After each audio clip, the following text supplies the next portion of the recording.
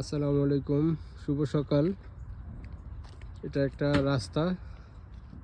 রাস্তার উপরে এখানে কিছু চাষের জমি আছে, ওনারা চাষ করে, কৃষক, জাপানের কৃষক।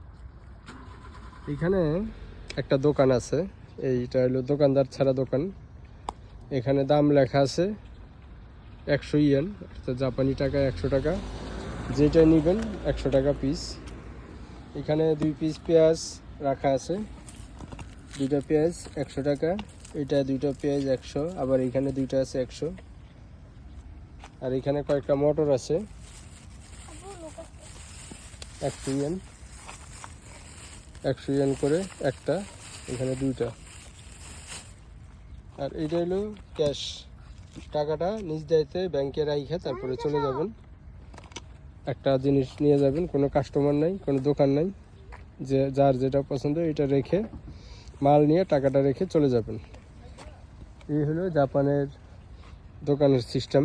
অর্থাৎ বাংলাদেশে হইলে জিনিসপত্র নিত পরে, আগে ক্যাশ বাক্সটা নিত আগে। আর এইখানে একটু ভিন্ন।